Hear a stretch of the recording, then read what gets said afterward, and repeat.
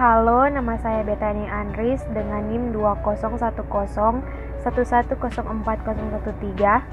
Di sini saya akan menjelaskan mengenai air laut dan partikel terlarut di dalam air laut. Air laut adalah air dari laut atau samudra. Air laut memiliki kadar garam rata-rata 3,5%. Artinya dalam 1 liter atau 1000 mili, air laut terdapat 35 gram garam. Walaupun kebanyakan air laut di dunia memiliki kadar garam sekitar 3,5%, air laut juga memiliki beda-beda kandungan garamnya.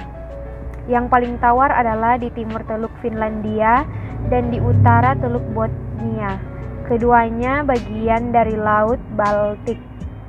Yang paling asin adalah di Laut Merah, di mana suhu tinggi dan sirkulasi terbatas membuat penguapan tinggi dan sedikit masukan air dari sungai-sungai. Kadar garam di beberapa danau dapat lebih tinggi lagi. Air laut memiliki kadar garam karena bumi dipenuhi dengan garam mineral yang terdapat di dalam batu-batuan dan tanah. Contohnya natrium, kalium, kalsium, dan lain-lain. Apabila air sungai mengalir ke lautan, air tersebut membawa garam. Ombak laut yang memukul pantai juga dapat menghasilkan garam yang terdapat pada batu-batuan. Lama-kelamaan air laut menjadi asin karena banyak mengandung garam. Air tawar lebih ringan dari air asin.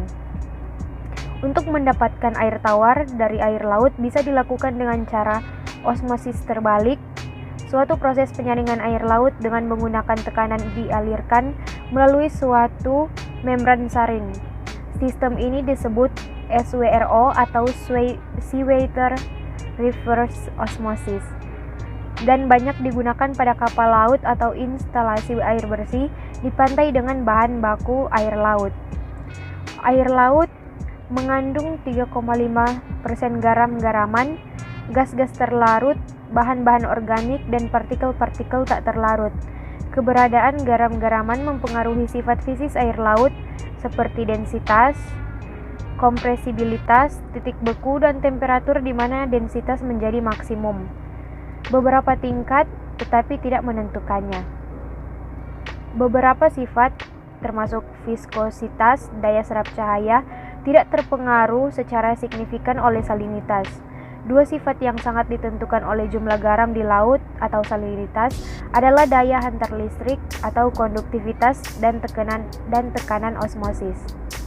Garam-garaman utama yang terdapat dalam air laut adalah klorida sebanyak 55%, natrium 31%, sulfat 8%, magnesium 4%, kalsium 1%, potasium 1%, dan sisanya kurang dari 1%. Terdiri dari bikarbonat, bromida, asam borak, strontium, dan fluorida. 3 sumber utama garam-garaman di laut adalah pelapukan batuan di darat, gas-gas vulkanik, dan sirkulasi lubang-lubang hidrotermal di laut dalam. Secara ideal, salinitas merupakan jumlah dari seluruh garam-garaman dalam gram pada setiap kilogram air laut. Secara praktis, adalah usaha untuk mengukur salinitas di laut. Oleh karena itu, penentuan harga salinitas dilakukan dengan meninjau komponen yang terpenting saja, yaitu klorida. Kandungan klorida ditetapkan pada tahun 1902 sebagai jumlah dalam gram ion klorida pada 1 kg air laut jika semua halogen digantikan oleh klorida. Penetapan ini mencerminkan proses kimiawi titrasi untuk menentukan kandungan klorida. Alat yang digunakan untuk mengukur sifat-sifat fisika air, diantaranya sifat massa jenis atau densitas.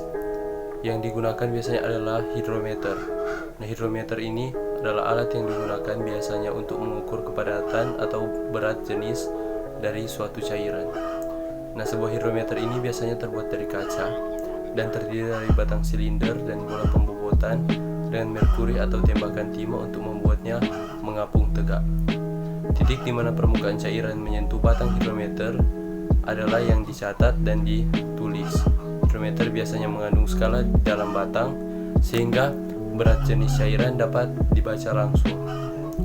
Hidrometer dapat dikalibrasi untuk kegunaan yang berbeda seperti laktometer untuk mengukur densitas juga dari susu dan sakarometer untuk mengukur kepadatan gula dalam cair. Alat untuk mengukur salinitas adalah refraktometer. Unit dalam refraktometer ditetapkan dalam satuan Brix. Brix ialah zat padat kering terlarut dalam suatu larutan yang dihitung sebagai sukrosa. Prinsip kerja refraktometer bekerja menggunakan prinsip pembiasan cahaya. Ketika melalui suatu larutan, refraktometer memakai prinsip ini untuk menentukan jumlah zat terlarut dalam larutan dengan melewatkan cahaya ke dalamnya. Sumber cahaya ditransmisikan oleh serat optik ke dalam salah satu sisi prisma dan secara internal akan dipantulkan ke interfase prisma dan sampel larutan. Bagian cahaya ini akan dipantulkan kembali ke sisi yang berlawanan pada sudut tertentu yang tergantung dari indeks bias larutannya. SBE39. Alat ini mempunyai sensor utama suhu, mempunyai akurasi pengukuran yang tinggi dengan baterai internal yang tingkat pemakaian energinya rendah, dan kapasitas memorinya sebesar 4000 KB.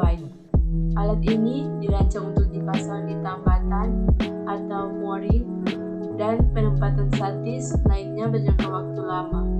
Alat ini mempunyai kerangka titanium yang tahan kerat dan dapat dioperasikan pada kedalaman maksimum 10.500 meter. Alat ini adalah pengembangan dari SBE37SM dan tentunya alat ini lebih mutakhir daripada pendahulu.